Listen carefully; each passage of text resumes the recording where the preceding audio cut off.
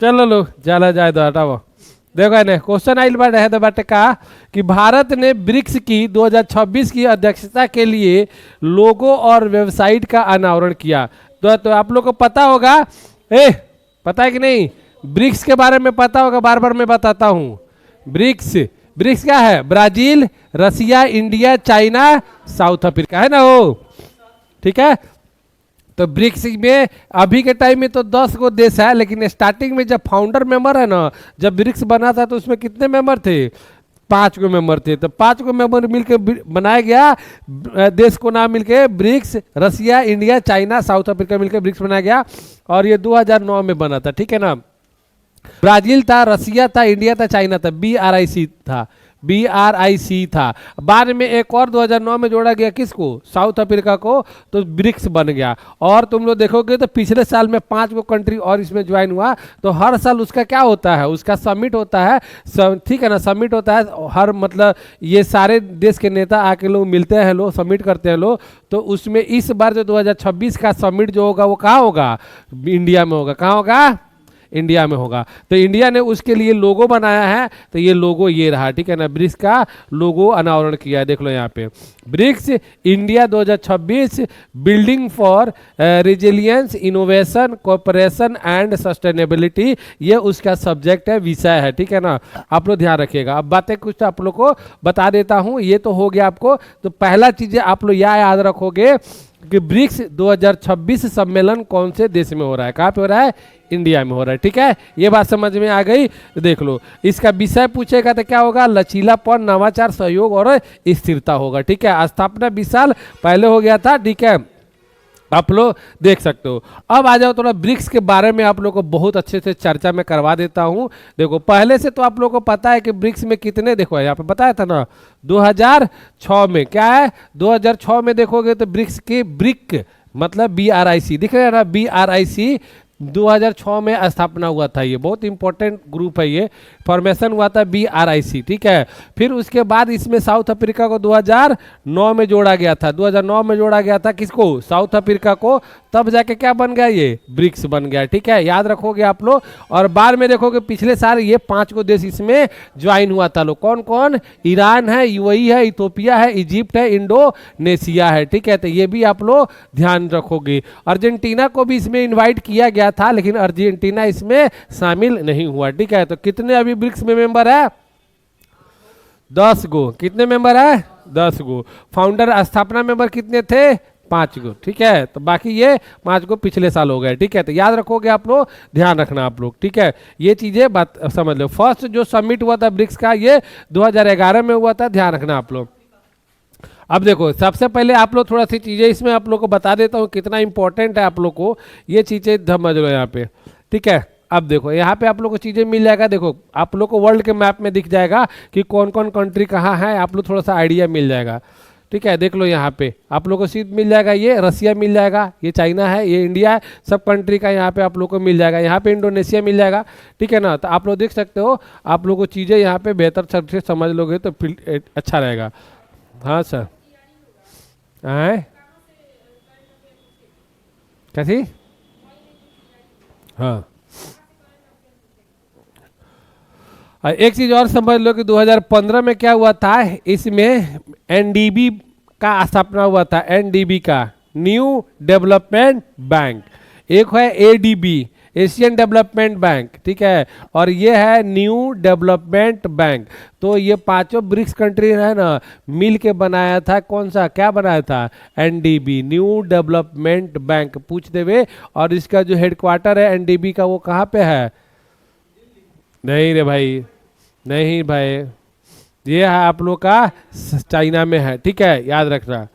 फिर उसके बाद ये भी चीज़ें आप लोग समझ लो कि आप लोग को चीज़ें बेहतर ढंग से समझाने की मैं कोशिश कर रहा हूँ।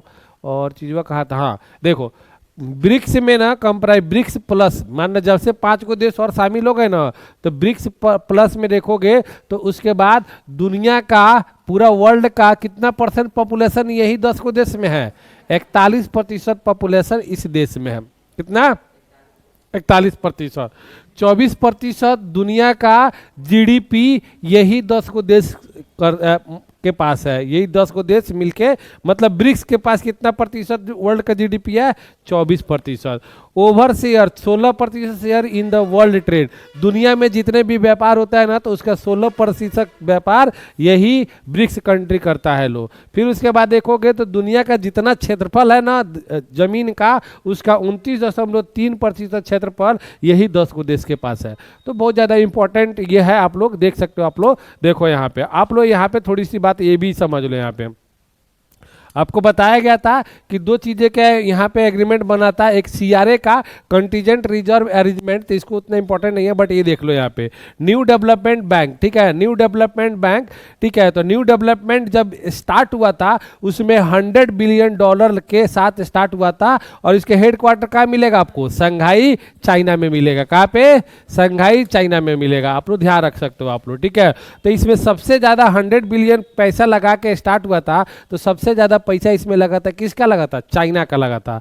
फिर उसके बाद रसिया का लगा था, फिर इंडिया का, फिर ब्राजील का, फिर रसिया का लगा था, ठीक है ना। The new development bank was created mid the development founding requirement of the 5 founding country, namely Brazil, Russia, India, China, South Africa and other emerging economic and development countries as well as BRICS. देख लो यहाँ पे, बाद में चीजें देख लो, नया member जो यहाँ पे आ रहे ये सब है, ठीक है।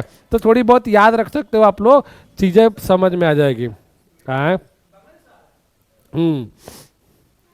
ठीक है, समझ में आ गया। अगला जो चीजें देखो यहाँ पे, कौन है ये? भारत जर्मनी संयुक्त वक्तव्य। देखो कोई भी अगर देश जब साथ में आते हैं ना, तो दोनों लोग को साथ में मिलकर डिक्लेरेशन अपना देते हैं कि हम दोनों लोग बैठे तो हम लोगों ने क्या क्या, दोनों लोगों की सहमति हुई। तो भारत और जर्मनी के चांसलर ये आए थे, ठीक है, और ये दोनों लोगों ने मिलकर ज्वाइंट स्टेटमेंट दिया है कि हम लोग का, दोनों लोगों का विचार इस चीज पे दोनों लोगों का विचार मिलता है, ठीक है। तो वो चीजें यहाँ पे आ गई है। भारत और जर्मनी 12-13 जनवरी 2026 को जर्मन चांसलर फेडरिक मर्ज, नाम याद रखिएगा इनका भाई, आने वाले एग्जाम में पूछे जा सकता है। फेडरिक मर्ज, क्या नाम याद रहेगा? फेडरिक मर्ज, जितने बार हो सके याद कर लेना। फेडरिक मर्ज की भारत की यात्रा के दौरान अपनी दीर्घकालीन राजनीति साझेदारी और मजबूत किया प्रधानमंत्री नरेंद्र, ठीक है। अब देखो यहाँ पे इस संक्षिप्त में इनके बारे में जान लो कि क्या क्या चीज़ों पर भारत और जर्मनी का क्या बोलते हैं सहमति हुआ है, ये चीज़ें समझ लो थोड़ा सा। सबसे पहले रक्षा पे दोनों लोग का सहमति हुआ है कि हम लोग दोनों लोग मिलकर क्या करेंगे? संयुक्त अभ्यास करेंगे। नहीं होता है कि एक कंट्री के साथ दूसरे कंट्री का अभ्यास होता है। फिर रक्षा औद्योगिक रोड मैप बनाया है कि बाद में हम लोगों को रक्षा के क्षेत्र में हम लोगों को जो नए नए जो मिसाइल वगैरह हो गया, ये सब चीज़ें बनाने के लिए रोड मैप तैयार किया। नौसेना का सहयोग होगा, ये इन्होंने सहमति का। अर्थव्यवस्था में 50 अरब अमेरिकी डॉलर के पार पहुंचाना, मतलब 50 अरब डॉलर तक हम लोग का क्या हो? व्यापार हो, कि हमारा और आपके बीच में इतना व्यापार हो कि 50 अरब डॉलर चाहिए। सबसे ज़्यादा इंडिया किसके साथ व्यापार करता है? तो चाइना के साथ करता है, 125 अरब डॉलर के आसपास है, ठीक, 125। उसके बाद किसका है? अमेरिका का है, ठीक है। तो ये जर्मनी के साथ चाहते हैं कि 50 अरब डॉलर तक हमारा क्या हो जाए? व्यापार। पूरा वर्ल्ड में डॉलर का एक्सेप्ट किया जाता है, इसलिए। अब मान लो कि तुमको दूसरे कंट्री के साथ कुछ भी खरीदना है ना, तो तुम लेके जाओगे पैसा, कौन? IMF के पास, वर्ल्ड बैंक के पास लेके जाओगे, अपना रुपया ले जाकर दोगे उसको, वो आपको डॉलर देगा, तब जाकर वहाँ पे जाकर क्या कर सकते हो? खरीद सकते हो। समझ में आया? तो डॉलर करेंसी जो है ना वर्ल्ड में वैल्यू माना जाता है, कोई भी ले लेगा, ठीक है। समझ में आया? लिक्विडिटी उसकी डॉलर की सबसे ज़्यादा, अगर कोई करेंसी की लिक्विडिटी है तो उस किसकी है? डॉलर की। लिक्विडिटी मतलब समझते हो? तरलता। तरलता नहीं समझते हो? इकोनॉमिक्स का वर्ड है लिक्विडिटी। लिक्विडिटी उसको कहा जाता है कि ऐसा चीज या ऐसा करेंसी, मतलब ऐसा चीज जिसको आप जब चाहो तब उससे जो चीज चाहे तो वो चीज खरीद सकते हो, या उसके बदले में आप लोग ले सकते हो, बदल सकते हो। तो अगर भारत में बोला जाए तो सबसे ज्यादा तरलता कौन सी में है? पैसा में है कि नहीं है? पैसा तुम्हारे पास रहेगा तो जो चाहोगे तो खरीद लोगे। अब वही पैसा रुपया लेके जाओगे तुम लोग दूसरे कंट्री में, जर्मनी में, तो रुपया चलेगा? लेकिन डॉलर लेके जाओगे तो चल जाएगा। तो इसलिए उसका क्या हो गया, लिक्विडिटी ज़्यादा हो गया। सब कुछ तो भाई, सब कुछ तो हमारा धन है, एसेट है। सोना भी हमारा धन है कि नहीं है, सोना भी हमारा पैसा है, मोबाइल भी हमारा पैसा है, हमारे पास जो नॉलेज है हमारा पैसा वही है कि नहीं है। लेकिन अब जाए हम, कोई मान लो कि केले वाला है, खड़ा होकर केला बेच रहा है, ठीक है, हम बोले कि भाई काम करो, हमारे पास पैसा नहीं है, हम तुमको 1 घंटा पढ़ा देते हैं, हमको 5 दर्जन केला दे दो, तो देगा वो? पहले भगवा कि नहीं, यहाँ से दिमाग ज़्यादा लगा होता रहो, देगा नहीं देगा। लेकिन वही पैसा देंगे तो कहेगा ले जाओ, देगा कि नहीं देगा? अब बोलोगे कि ना भाई, अब कोई जाके कहे कि भाई हमारे पास मोबाइल ये 50,000 का मोबाइल है, ले लो, ले लो और हमको क्या करो, एगो मतलब सामान कोई चीज़ खरीद लो, तो कहेगा कि भागो यहाँ से, मोबाइल तार ले के हम तरह के सामान दी। तो उसके लिए, लेकिन वो भी क्या है, वो भी हमारा संपत्ति है कि नहीं है, एसेट है। लेकिन सबसे ज़्यादा तरलता किस में है, पैसा में, रुपया में। तो रुपया में भी सबसे ज़्यादा तरलता किस नोट की है, डॉलर की है। समझ में आ रहा है कि नहीं आ रहा है? तो तरलता उसी को कहा जाता है कि ऐसा चीज़ जिससे आप जब चाहो जितना जल्दी किसी चीज़ में आप कन्वर्ट कर सकते हो, बदल सकते हो, ठीक है। पैसा है तो पैसा को जो चीज़ में चाहो तो चीज़ में अभी क्या कर सकते हो, बदल सकते हो कि नहीं सकते हो? अभी तुम्हारे पास 5 लाख रुपया है, अब वो रुपया को बंद करा के अभी सोना में बदलना है, तो लेके जाओगे, फटाक से उठा के दे देगा कि नहीं दे देगा? वही लेके जाओ कि बोले चलो मेरे पास लैपटॉप है, ये है सामान, वो है, ले लो, हमको 2 लाख का सोना दे दो, कहेगा भाग इधर से जल्दी, भगा देगा कि नहीं भगा देगा? तो वही हो गया, तरलता होता है, ठीक है। तो इसीलिए डॉलर में होता है, ठीक है। तो ये हो गया, भारत यूरोपीय संघ मुक्त व्यापार समझौते की समर्थन मिला, और भारत और यूरोप संघ जो है ना उसके साथ हमारा मुक्त व्यापार हो, मतलब कोई टैक्स वगैरह नहीं लगे, मुक्त व्यापार हो, उसके लिए जर्मनी ने भारत का क्या किया, समर्थन किया, ठीक है। फिर उसके बाद तकनीकी, जो हमारा तकनीकी है उसके क्षेत्र में दोनों लोग साथ आएंगे। इसके लिए बात हुआ कि सेमीकंडक्टर बनाया जाएगा। सेमीकंडक्टर समझते हो कि नहीं होता है? एक होता है कंडक्टर, एक होता है सेमीकंडक्टर, एक होता है इंसुलेटर। नहीं समझते हो? सेमीकंडक्टर, इंसुलेटर, अब चालक, कुचालक और अर्धचालक। समझते हो कि नहीं समझते हो रे?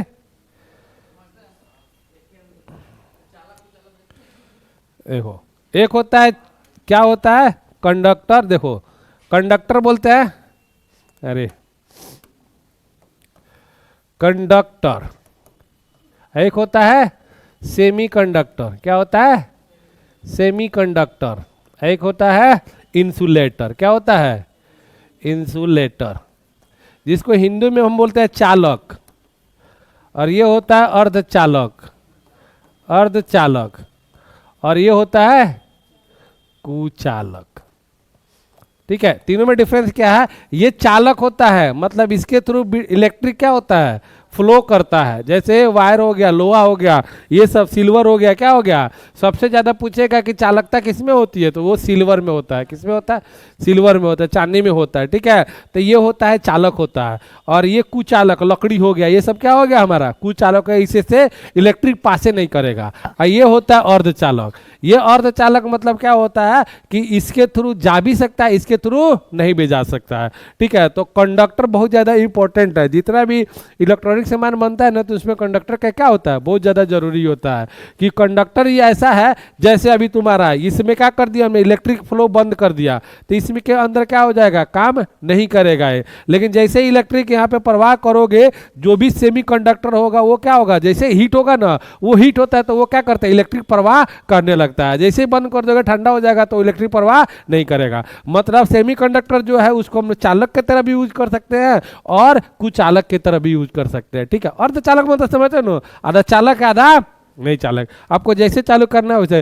तो इलेक्ट्रॉनिक सामान में सेमीकंडक्टर का बहुत ही ज़्यादा यूज है, उसके बिना नहीं है कुछ। सेमीकंडक्टर दुनिया में सबसे ज़्यादा उत्पादन करता है, वो कौन करता है, दुनिया, ताइवान, ठीक है। ताइवान, ऐसे भी ताइवान को चाइना का ही पार्ट माना जाता है, ठीक है, लेकिन वो अपना अलग कहता है, ठीक है। इंडिया भी मानता है कि ताइवान जो है ना वो चाइना का ही पार्ट है, इंडिया भी मानता है, ताइपे उसको बोला जाता है। तो दुनिया का सबसे 75% सेमीकंडक्टर कौन बनाता है, ताइवान बनाता है, ठीक है। तो तकनीकी में सेमीकंडक्टर, कृत्रिम बुद्धिमत्ता मतलब एआई पे बात बनी है, अंतरिक्ष और अनुसंधान सहयोग पर बना है। जलवायु, जलवायु पे क्या हुआ है कि 10 अरब यूरो का जीएसडीपी, 10 यूएस डॉलर का यूरो जीएसडीपी जर्मनी ने अभी और भारत ने मिलकर खर्चा किया। हरित हाइड्रोजन, नवीकरण ऊर्जा, वैश्विक मामले में इंडो पैसिफिक के मामले में यूएनईसी सुधार। यूएनईसी सुधार मतलब समझते हो, संयुक्त राष्ट्र का सुधार, जिसमें 5 को अस्थायी मेंबर है कि नहीं है, तो उसमें बताया जा रहा है कि भाई इंडिया को भी क्या किया जाए, अस्थायी मेंबर बनाया जाए। कितने साल से चल रहा है, लेकिन अभी तक बना क्या नहीं बना। तो इसका भी सहयोग है कि भाई क्या हो, संयुक्त राष्ट्र में भारत को एक अस्थायी सीट मिले। है नहीं मिला है, वो 5 को ना देश है। कौन कौन है देश, ठीक है।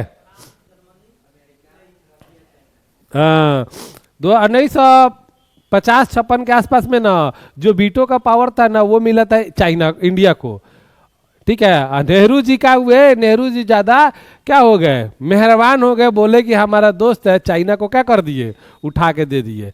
सारा तो डुबाने वाले लोग वही लोग हैं, अभी क्या बोलोगे, ठीक है। अब इसीलिए कभी कभी गुस्सा आता है। हाँ ठीक है, वैसे ही बोल देना, कहेगा लोग क्या पढ़ता है, लो शिकायत हमरे करा देगा कि क्या मास्टर पढ़ाता है। यूएनईसी सुधार, यूक्रेन, यूक्रेन के बारे में आप लोगों को पता है कि यूक्रेन में झगड़ा चल रहा है, युद्ध चल रहा है, 2022 से चल रहा है। 4 साल हो गया, फरवरी आएगा तो 4 साल हो जाएगा। 4 साल से यूक्रेन और रसिया आपस में झगड़ा कर रहे लोग। तो जब तक वो झगड़ा, युद्ध खत्म नहीं होगा, तब तक स्टेबिलिटी नहीं आएगा। फिर गाजा में तुम लोग जानते ही हो, गाजा में इजराइल जो है अटैक कर रहा है, जीता, ठीक है। तो उसके इशू पर बात हुआ, सहमति बनी। फिर उसके बाद लोगों के संबंध में वीजा मुक्त परागण, लोगों का मतलब लोग यहाँ से वहाँ जाए तो वीजा मुक्त मिल जाए, ये सब के बारे में पता चला। तकनीकी अर्थव्यवस्था, रक्षा के बारे में एक चीज़ और सहमति हुआ था कि जो भी मतलब आतंकवादी जो चीज़ें है ना, टेररिज्म के को ख़त्म किया जाए, जिसको जर्मनी ने क्या किया, इसका जो भारत पे अटैक हुआ था अभी, वो कौन सा जगह पे अटैक हुआ था, एक दिल्ली में अटैक हुआ था और एक कश्मीर में हुआ था, पहलगांव अटैक हुआ था, उसको भी सपोर्ट किया है जर्मनी ने। तो ये सब भी हुआ है। अब देखो, छात्रों के लिए अपार आईडी बनता है, आप लोगों को पता ही है, ठीक है, बन गया। जिसका जो भी नया आएगा सबका बनेगा। तो अपार आईडी बनाने में छत्तीसगढ़ सबसे आगे रहा है, सबसे ज़्यादा अपार आईडी बनाने है। अपार आईडी ये चीज़ें है, पहले क्या था ना कि तुम्हारा डॉक्यूमेंट्स वगैरह कागज़ पे मिलता था। तुम एक कॉलेज से दूसरे कॉलेज पे जाते थे तो यहाँ से डॉक्यूमेंट को उठा कर ले जाके उसके, जैसे मान लो इंटर तुमने गांव के कॉलेज से कर लिया, ठीक है, अब तुमको कॉलेज जाना है, जगह कॉलेज में एडमिशन कराना है, तो वहाँ से डॉक्यूमेंट उठा के अब जमा करोगे, ले जाके कॉलेज में जमा करोगे, ठीक है ना, ऐसा होता था। लेकिन अभी नहीं, वो तुम्हारा सारा डॉक्यूमेंट उसमें क्या है, जमा है। कहीं भी जाओगे, यूजर आईडी पासवर्ड देखो, तुम्हारा सारा डॉक्यूमेंट क्या हो जाएगा, उसमें दिख जाएगा, कॉलेज वाला अपना देख लेगा, ठीक है। तो वही है अपार आईडी, ठीक है। तो अपार आईडी, सबसे पहले तो अपार आईडी का फुल फॉर्म याद कर लो, automated permanent academy account registry. Permanent academic मतलब एकेडमी का ये आपका अकाउंट है, जैसे पैन हो गया, ठीक है ना, पैन कार्ड हो गया, तो वो पर्सनल है। वो आधार कार्ड अकाउंट हो गया, तो उसमें तुम्हारे घर द्वार कहाँ है वो सब डिटेल रहेगा। इसमें जो रहेगा, आपने जो पढ़ाई किया उसका डिटेल इसमें रहेगा, ठीक है ना, समझ में आया कि नहीं आया। तो ये अपार आईडी था। अपार आईडी बनाने में सबसे आगे कौन सा राज्य है, छत्तीसगढ़, ठीक है भाई, कुछ खास नहीं है। अपार आईडी क्या है ये आप लोग पढ़ लेना। ये देखिए, आपको भारत राष्ट्रमंडल के वक्ताओं और अध्यक्षों के 28वें सम्मेलन की मेजबानी करेगा। इसमें कुछ खास नहीं है इससे रिलेटेड। तो राष्ट्रमंडल कौन सा देश है ये आप लोग को बार बार बताया जाता है कि राष्ट्रमंडल कौन सा देश है, बस इतना ही जान लो। राष्ट्रमंडल एक समूह है जहाँ जहाँ जिस देश पर इंग्लैंड वालों ने कब्जा किया था, अपना शासन किया था, उस सारे देश को मिलाकर एक समूह बनाया जिसका नाम रखा, इन्होंने क्या नाम रखा, राष्ट्रमंडल, जिसमें से एक भारत भी है। तो इस साल जो राष्ट्रमंडल वक्ताओं का जो सम्मेलन होने वाला है वो कहाँ होने वाला है, भारत में। किसका सम्मेलन होने वाला है, ये अध्यक्षों के सम्मेलन होने वाले, जो स्पीकर वगैरह होते हैं ना, उनका सम्मेलन होने वाला है और उनका अब की बार भारत में होने वाला है, ठीक है।